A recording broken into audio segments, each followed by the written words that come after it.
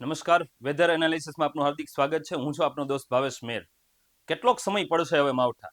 ગુજરાતમાં ઘણા બધા સમયથી માવઠાનો માર પડી રહ્યો છે. ત્યારે ગત મહિને 18, 19 અને 20 તારીખના દિવસે માવઠું પડ્યું હતું અને ઘણો બધો વરસાદ ગુજરાતમાં પડ્યો હતો અને ખેડૂતને પણ ઘણું નુકસાન થયું હતું. ત્યારે આ મહિનાની અંદર 28, 29, 30 અને 31 તારીખ માવઠાનો માર પડવાનો હતો. ત્યારે ઘણા બધા ઉત્તર ગુજરાતના ઘણા બધા જિલ્લાની અંદર વરસાદ પડ્યો હતો અને કચ્છની અંદર પણ વરસાદ હળવા અને મધ્યમ ઝાપટા પડ્યા હતા. ત્યારે આજે 31 તારીખ છે. આજે પણ ઘણી બધી જગ્યાએ વરસાદ ધીરે ધીરે પડી રહ્યો છે. ત્યારે આજે સવારે કાંઈ નથી, પરંતુ બપોર પછી વરસાદ પડવાની સંભાવના છે અને આવતા મહિનાની અંદર પણ વરસાદ પડવાનો છે. વિશેષ માહિતી હવામાન ખાતા આગાહી કરે છે એ પ્રમાણે આપણે મેળવતા રહીશું. ત્યારે વિંડી દ્વારા આપણે સમજીએ કે અત્યારે ક્યાં વરસાદ પડે છે અને ભવિષ્યમાં ક્યાં પડવાની સંભાવના છે. તો આપણે સ્લાઇડ દ્વારા સમજવાની કોશિશ કરીએ, વિંડી દ્વારા સમજવાની કોશિશ કરીએ. આજે 31 તારીખ છે અને 31 તારીખે બપોર સુધી ક્યાંય વરસાદ જોવા મળતો નથી ગુજરાતની અંદર.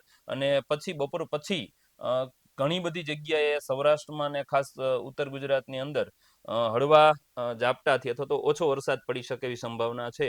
પછી 1 તારીખથી બધું નોર્મલ થઈ જશે. 1 તારીખથી ક્યાંય વરસાદ દેખાતો નથી.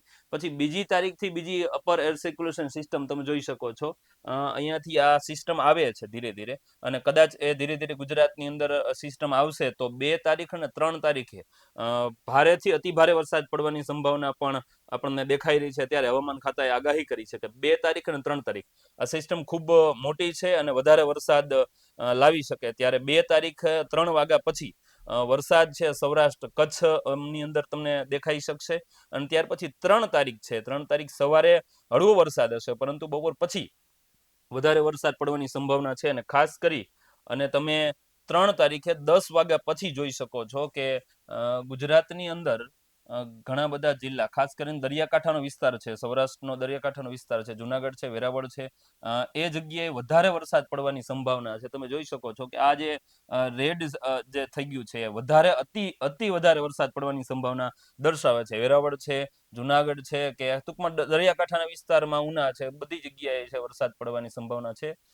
સૌરાષ્ટ્રની અંદર પણ આની સાથે વરસાદ વધારે પડવાની શક્યતા પણ જણાઈ શકે છે. ત્યારે 1 વાગ્યાની આસપાસ સિસ્ટમ છે, ધીરે ધીરે સિસ્ટમ આગળ જતી રહેશે.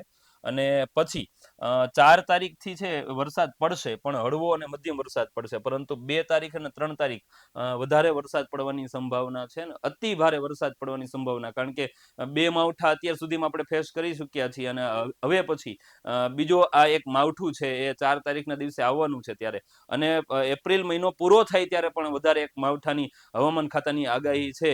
એ પણ માવઠું કેવું હશે એ પણ જોવાનું રહ્યું. ત્યારે ખાસ 4 તારીખ, 2 તારીખ ને 3 તારીખ, 4 તારીખે હળવો વરસાદ હશે, પરંતુ 2 તારીખ અને 3 તારીખના દિવસે જે માવઠું પડવાનું છે એની કદાચ તીવ્રતા વધારે હોઈ શકે. એટલે સૌરાષ્ટ્ર અને દરિયાકાંઠાના વિસ્તારની અંદર ભારેથી અતિ ભારે વરસાદ પડી શકે અને નુકસાન પણ ઘણું બધું કરી શકે. કારણ કે ઉનાળાની શરૂઆત છે એટલે ખાસ કરીને કેરી છે, આપણો ખૂબ સારું ફળ છે, એ જુનાગઢ ડિસ્ટ્રિક્ટની અંદર વધારે થતું હોય છે, તો એને ખૂબ નુકસાન કરી શકે. એટલે બાગાયતી પાક જે જગ્યાએ થતા હોય છે, બાગાયતી પાકની અંદર ખૂબ નુકસાન થઈ શકે. અને જે અત્યારે જે ઘણી બધી જગ્યાએ છે ખેડૂતને નુકસાન થતું તમને દેખાશે. ત્યારે આગામી 2 તારીખ અને 3 તારીખે જે માવઠું આવે છે એની પણ આપણે તૈયારીમાં રહેવું પડશે. કારણ કે માવઠું ક્યાં અને કેટલું નુકસાન કરી શકે એ તો ભવિષ્ય જ કહી શકે છે. ત્યારે હવામાન ખાતા દ્વારા આગાહી કરવામાં આવી છે.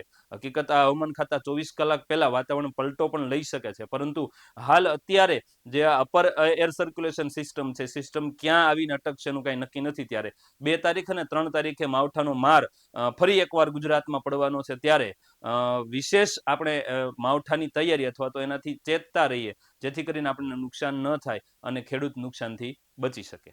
આવા જ વિશેષ અહેવાલ જોવા માટે આપ જોતા રહો BS9 ટીવી ન્યૂઝ. ધન્યવાદ.